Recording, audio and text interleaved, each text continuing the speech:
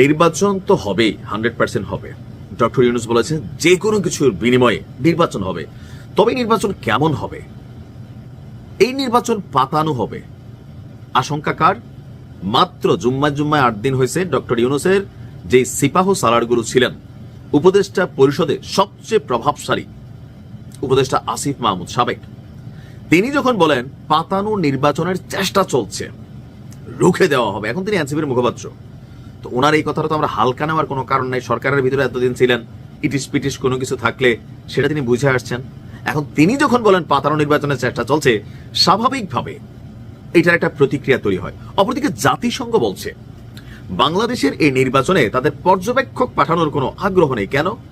Doctor Yunus তো কথা দিয়েছেন সারা পৃথিবী তাকাই থাকবে, এমন একটা নির্বাচন হবে। আবার তখন এই সরকারে উপদেষ্টা আসিফও ছিল। আজকে কেন মনে হচ্ছে তার পাতানো নির্বাচন চলছে? মানে এই সরকার কি বিএনপিকে ক্ষমতায় আনার জন্য কোনো পাতানো নির্বাচনের আয়োজন করছে? ওনাদের কথাতে এটাই মনে হয়। আপাত দৃষ্টিতে আরো একটি পাতানো নির্বাচনের চেষ্টা চলছে জানিয়ে তা প্রতিহত করতে ভোটের আগেই মাঠে নামার হুঁশিয়ারি দিয়েছেন সাবেক উপদেষ্টা, এই মুহূর্তে এনসিপির মুখপাত্র আসিফ মাহমুদ সচিব ভুইয়া। গতকালকে রাজধানীর আগারগাঁওয়ে নির্বাচন ভবনে প্রধান নির্বাচন কমিশনার অর্থাৎ সিইসি এএমএম নাসিরউদ্দিনের সাথে একটা বৈঠক ছিল। বৈঠক শেষে গণমাধ্যম কর্মীদের উদ্দেশ্যে তিনি এই তথ্য দেন। তিনি বলছেন যে একটি নির্দিষ্ট দলের প্রতি অর্থাৎ বিএনপির প্রতি প্রশাসনের পক্ষপাতিত্ব দেখা গেছে। জনরায় প্রতিষ্ঠার আগেই সরকারি কর্মকর্তাদের একটি দলের চেয়ারপারসনের সঙ্গে দেখা করতে যাওয়া বাংলাদেশের গণতন্ত্রের জন্য অশনি সংকেত। তবে আবার পুরনো সেটেলমেন্টের পথে গেলে তার রুখে দেওয়া হবে, ভোটের দিন পর্যন্ত অপেক্ষা করা হবে না। এখন আসিফ সরকারে নাই, সে এরকম বক্তব্য দিতে পারে। তার এই বক্তব্যটা এই মুহূর্তে একটা পলিটিক্যাল বক্তব্য, কারণ সে একটা রাজনৈতিক দলের মুখপাত্র। অপরদিকে আপনার রাজনৈতিক বক্তব্য বিভিন্নমুখী হতেই পারে। তার বক্তব্যটা আমরা এনসিপির রাজনৈতিক বক্তব্য হিসাবেই আপাতত ভেবে নিচ্ছি। তবে সরকারের ভিতরে ছিল, সে হয়তো ভালো জানে যে ওইখানে কি ডাল ঘুটানো হয়, কি চালের ভাত পাকানো হয়, সেই চাল কই থেকে আসে। আসলে অনেক কিছু আসিফের কথার মধ্যে এখানে টেনশনে তৈরি করে। এবার আসেন জাতিসংঘের হঠাৎ কি হইল যে তারা কেন বাংলাদেশের নির্বাচনে পর্যবেক্ষক পাঠানোর পরিকল্পনা নাই? এত বড় একটা নির্বাচন এত বছর পর হবে, এই বক্তব্য দিয়েছে জাতিসংঘ। গতকালকে নিয়মিত ব্রিফিংয়ে এক প্রশ্নের জবাবে জাতিসংঘের মহাসচিবের মুখপাত্র স্টেফান দুজারি তিনি বলছেন আসন্ন ত্রয়োদশ জাতীয় সংসদ নির্বাচনে কোনো পর্যবেক্ষক পাঠানোর পরিকল্পনা নেই জাতিসংঘের। তার বক্তব্য হচ্ছে যে এখন কেন আসলে এটার একটা ব্যাখ্যা আছে। সাধারণত জাতিসংঘ নিজ থেকে উদ্যোগ নিয়ে কখনো কোনো নির্বাচনে পর্যবেক্ষক পাঠায় না। এই ধরনের সিদ্ধান্ত কেবল জাতিসংঘের সাধারণ পরিষদ অথবা নিরাপত্তা পরিষদের ম্যান্ডেট থাকলেই নেওয়া হয়। বর্তমানে নির্বাচন পর্যবেক্ষণে জাতিসংঘের কাজের আওতায় নেই। তবে বাংলাদেশে জাতিসংঘের কার্যালয়ে নির্বাচন সংক্রান্ত কোনো কারিগরি সহায়তা দিচ্ছে কিনা এ বিষয়ে খোঁজ নেওয়া হবে। তো এখন বিশ্বের বিভিন্ন দেশে নির্বাচন প্রক্রিয়ায় জাতিসংঘ নিয়মিতভাবে কারিগরি সহায়তা দিয়ে থাকে, তাদেরকে হয়তো ডাকতে হয়। তো সরকার পক্ষ থেকে আমি 100% শিওর সারা পৃথিবীকে ডাকবে, যে ডক্টর ইউনূস যত একটা ওয়ার্ল্ড ক্যারেক্টার বা ওয়ার্ল্ড ফিগার, তো সেই জায়গা থেকে তিনি সবাইকে দেখাতে চাইবেন যে কেমন হলো নির্বাচনটা, দেখে নাও। আসলে নির্বাচনে অনেক শঙ্কা আছে, অনেক বক্তব্য আছে, তবে আমি মনে করি নির্বাচন হবে। আর নির্বাচনের মাঠের লেভেল প্লেইং ফিল্ড অথবা আইন শৃঙ্খলার পরিস্থিতি বা সরকার কতটুকু আইন শৃঙ্খলাকে ব্যালেন্স রাখতে পারছে এটা মানুষ বুঝে গেছে। সো এটাতে কিছুটা ফ্যাক্ট তৈরি হতে পারে। তবে নির্বাচন হবে, ডক্টর ইউনূসের হাতে কোনো বিকল্প নেই। আপাতত দৃষ্টিতে আমাদের এটাই মনে হচ্ছে, বাকিটা সময় বলে দিবে। ভালো। জলবন্টন চুক্তি রিনিউ হচ্ছে না। আপনাদের মনে আছে কয়েকদিন আগে আমাদের যে বিদেশমন্ত্রী ডক্টর জয়শঙ্কর, তিনি মাদ্রাস ইউনিভার্সিটিতে একটি বক্তৃতায় তিনি বলেছিলেন তার স্পিচে যে রক্ত আর জল একসঙ্গে বইতে পারে না। তারই সূত্র ধরে সেটা হচ্ছে গভর্নমেন্টের বক্তব্য, উনি যেটা বলেছিলেন তারই সূত্র ধরে বাংলাদেশের যে প্রতিনিধি দল এসছে, আমাদের জলসম্পদ উন্নয়ন মন্ত্রকের প্রতিনিধিরা তাদেরকে পরিষ্কার জানিয়ে দিয়েছেন জল এবং ঘৃণা এবং রক্ত একসঙ্গে বইতে পারে না। ঘৃণাটা ওনারা আবার বাড়তি জুড়ে দিয়েছেন, অর্থাৎ ঘৃণা, রক্ত, জল তিনটে একসঙ্গে বইতে পারে না।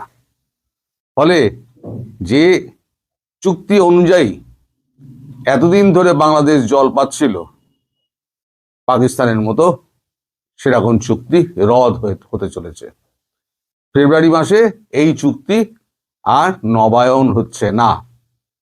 এটা হলো বাংলাদেশের প্রতি ভারতের প্রথম প্রত্যাঘাত।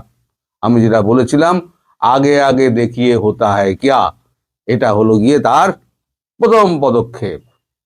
আচ্ছা, এই জলবন্টন চুক্তিতে 96 সালে যেটা হয়েছিল সেটাতে কি ছিল? সেটাতে ছিল যে রোজ ৭৬,০০০ কিউসেক মিনিমাম জল পাবে বাংলাদেশ। আর যখন শুখা মরশুম হবে, যখন জল থাকবে না, সেই সময় অন্তত যখন ৬০,০০০-এর নিচে নেমে যাবে, জলের স্তর যখন ৬০,০০০-এর নিচে নেমে যাবে, তখন আমরা ৩৭,০০০ কিউসেক জল বাংলাদেশকে নিয়মিতভাবে দিয়ে যাব। এই জলবন্টন চুক্তি যখন হলো, তখন আমাদের কলকাতার গঙ্গা কিন্তু শুকিয়ে গেল।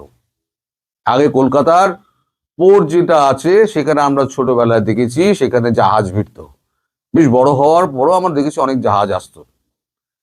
তারপরে যখন জলবন্টন চুক্তি যখন স্বাক্ষরিত হলো, তারপর নিজেদের ক্ষতি সয়ে গঙ্গা শুকিয়ে যাওয়া সত্ত্বেও আমরা কিন্তু সেই জল আমরা কিন্তু বাংলাদেশকে ভাগ করে দিয়েছিলাম আমাদের বন্ধু রাষ্ট্রকে, যা আমাদের ক্ষতি হোক, কিন্তু তারা জলটা অন্তত পেয়ে বাঁচুক, কারণ আমাদের আরো অনেক নদ নদী আছে, সেখান থেকে আমরা ব্যবস্থা করে নেব। বিকল্প ব্যবস্থা আমাদের করা আছে, এত বড় দেশ, তার বিভিন্ন প্রবাহ আছে, সেখান থেকে ব্যবস্থা হয়ে যাবে। ফলে আমরা আমাদের মতো করে চালিয়ে নিচ্ছিলাম।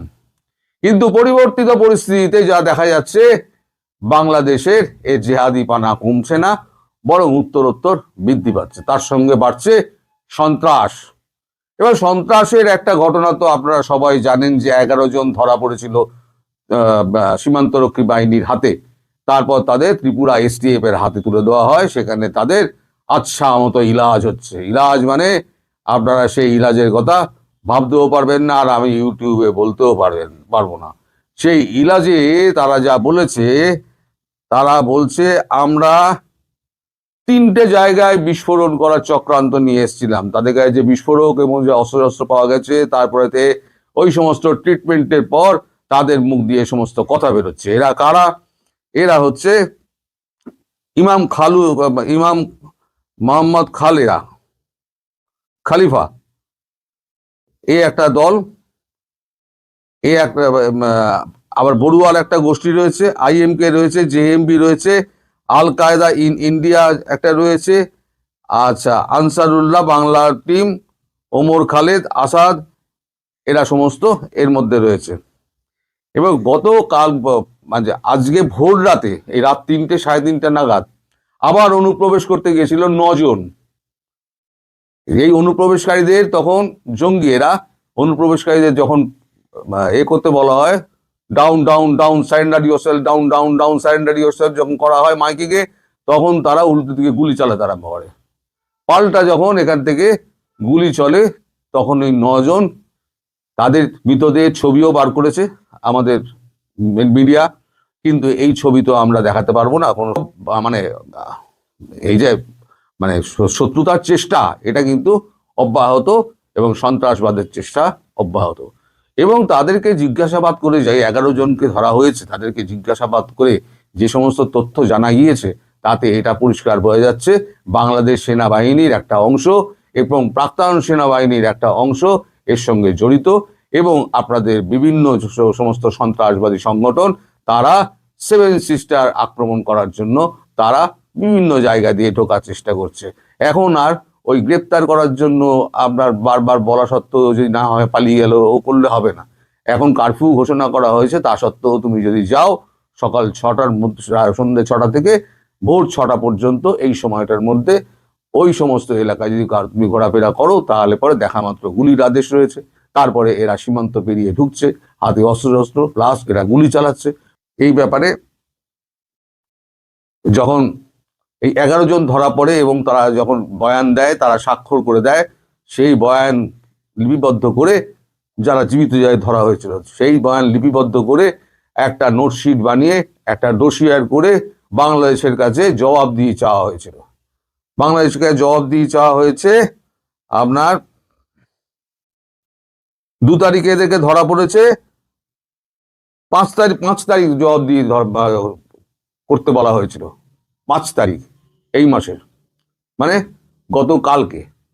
কিন্তু গতকাল পেরিয়ে গিয়েছে, কোনো সাড়া শব্দ নেই।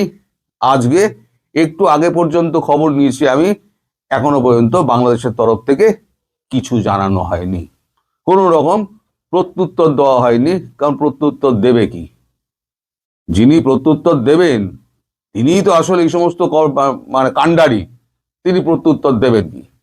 আর যখনই আমাদের পররাষ্ট্র উপদেষ্টাকে জিজ্ঞেস করা হয়, তখন উনি বলছেন যে আমি কি করব, আমি কি এই সমস্ত ব্যাপারে আমি কি পাঠিয়েছিলাম, আমি কি উত্তর দেবো? আমি উত্তর দেওয়ার জায়গায় নেই, ফলে তিনি হাত পা তুলে দিয়েছেন। এদিকে ডক্টর মোহাম্মদ ইউনূস সামগ্রিক দেশে বিভিন্ন পৃথিবী যে যা ঘটছে তাতে মোহাম্মদ ইউনূস প্রচন্ড ঘাবড়ে গেছেন। তিনি ঘাবড়ে গিয়ে এখন তিনি একা যমুনায় রাত কাটাতে চাইছেন না। তিনি ক্যান্টনমেন্টে যাচ্ছেন না, যমুনায় রাত কাটাচ্ছেন, কিন্তু একা থাকতে চাইছেন না। তিনি কাকে কাকে অনুরোধ করছে শুনুন। তিনি অনুরোধ করছেন খলিলুর রহমান, নজরুল ইসলাম, নজরুল, আসিফ নজরুল এবং আরেকজন শুভ না কে আছেন, হ্যাঁ, তাদেরকে। তিনি খলিলকে বিশেষ করে বলেছেন, আপনি তো মার্কিন যুক্তরাষ্ট্রের নাগরিক, ফলে আপনার গায়ে তো হাত পড়বে না, আপনি দয়া করে আমার এখানে থেকে যান। কিন্তু কেউ ভরসা করে ডক্টর ইউনূসের পাশে থাকছেন না। ওনাকে একাকী ভয়ে ভয়ে রাত কাটাতে হচ্ছে। কখন কে তুলে নিয়ে যায়, কখন কে যমুনায় ঢুকে পড়ে। দিনকাল তো ভালো নয় ডক্টর ইউনূস। আপনার আশঙ্কা সত্যি হলেও হয়তো হতে পারে, আমি তো আর বলতে পারবো না। ভারতবর্ষ কি প্ল্যান করছে? দুপুরে যে ভিডিওটি আমি ছেড়েছি সেখানে তো দেখাই যাচ্ছে যে ইন্ডিয়া, রাশিয়া, চায়না একসঙ্গে রিগ গঠন করেছে, কাজকর্ম শুরু করবে। পাকিস্তান আর বাংলাদেশ তো ভারতের ভাগে পড়েছে। সে ভাগের গঙ্গা এখন মা পায়, ভাগের গঙ্গা তো জলই পাচ্ছে না, মা পাবে কি করে? জলই পাচ্ছে না ভাগের গঙ্গা। তো এখন দেখুন ডক্টর ইউনূস, আপনি কি করে প্রাণে বাঁচবেন টাচবেন দেখুন। জলবন্টন চুক্তি করেছিলেন, তাহলে এখন করবেন না কেন? এক তো হলো পরিষ্কার জানিয়ে দিয়েছেন যে ঘৃণা, রক্ত আর জল একসঙ্গে বইতে পারে না। আর একটা কথা বলা হয়েছে, আমরা যখন চুক্তি করেছিলাম তখন একটা সভ্য জাতি ছিল বাংলাদেশ। এই বাংলাদেশকে আমরা চিনি না। এই বাংলাদেশ যেটা করছে সেটা হচ্ছে অসভ্য জাতিদের মতো ব্যবহার করছে। সে অসভ্য জাতিদের ভারতবর্ষ এদেরকে মেনে নেয় না, মেনে নেবেও না। যতদিন এরা থাকবে ততদিন এই জলবন্টন চুক্তি স্থগিত থাকবে। নতুন করে যদি সরকার আসে এবং দেশ যদি শান্ত হয়, ভারত যদি সন্তুষ্ট হয়, যদি ভারত সন্তুষ্ট হয়, তাহলে পরে এই চুক্তি আবার নতুন করে করা হতে পারে বলে তারা সাফ জানিয়ে দিয়েছেন এবং বলে দিয়েছেন আপনারা এখানে কালক্ষেপ না করে দেশে ফিরে যান। আমি চাই আপনাদের দেশ আবার নতুন করে গড়ে উঠুক, নতুন সূর্যোদয় হোক, আবার নতুন করে বাংলাদেশ তার সুখ শান্তি ফিরে পাক। সবাই ভালো থাকবেন।